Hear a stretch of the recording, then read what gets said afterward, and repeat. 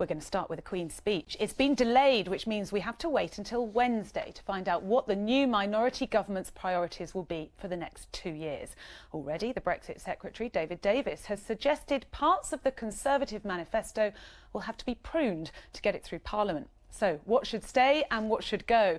Bhavani Badi has been asking the people of Canterbury, scene of the most surprising election result in the South East last week.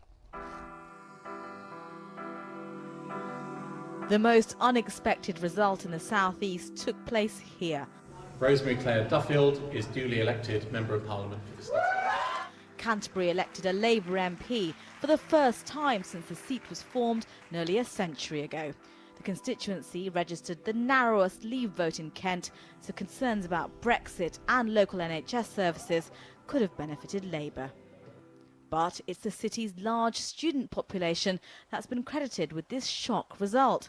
So what next? The Conservatives have said they'll prune their manifesto after failing to win an overall majority.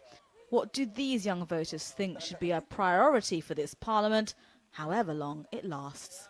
NHS is another thing that they need to rethink, and definitely kind of how they go about kind of defence issues, especially in the wake of the terrorist attacks that we've seen. There needs to be they need to really rethink that and kind of how they supply and what they're doing about kind of police services and fire services. And they've alienated most of their vote with their elderly care, and I think they need to scrap it and actually go back to the electorate and think about what they actually want. The Tories and the DUP are not going to last together. I think it's going to last a few months, if that.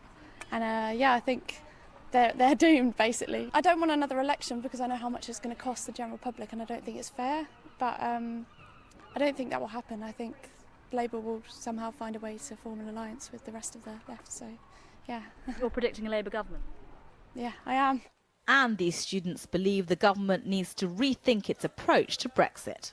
The vote has shown that people want a softer Brexit. Even that's shown from UKIP supporters. A lot of UKIP supporters in Canterbury have voted for Labour because they want a softer Brexit. The whole Brexit negotiations, that it's a no-deal situation, that where I think for them they think we're better than the other countries, and they're going into these negotiations with such aggression. And actually, we shouldn't be going in that way. We need to be forming partnerships with them.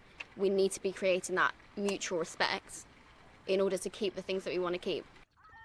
Of course, this constituency doesn't just comprise of the historic cathedral city. It also includes the surrounding villages and the coastal town of Whitstable, which has a higher proportion of older residents. So, what do the people out and about in the town's harbour think the new government needs to focus on?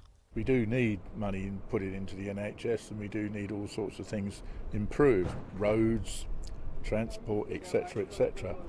But just by borrowing shed loads of money is not going to solve that, because there is no money tree. I've been looking for it all my life. What I would definitely like to see dropped is the reintroduction of grammar schools. I think it's a foolish waste of money. It won't increase social mobility. Poorer children will not all be rushing into grammar schools. It won't address any of that. So that I definitely would want to see removed. Any continuation with austerity, I think, is a game to nowhere, because it hasn't improved our productivity. In fact, our productivity is the lowest in the G7, along with Italy. I think that the UK, they're strong enough to negotiate their own deal, and it's for me, this is the land of opportunity, and I think whatever happens going forward, I think we'll be fine, because we need Europe as much as they need us, but Europe isn't the only thing out there, and I don't think people should be afraid of the change. We are in uncharted political waters. Can the government of a hung parliament navigate them well enough to bridge the divisions in the seat of Canterbury and the country as a whole?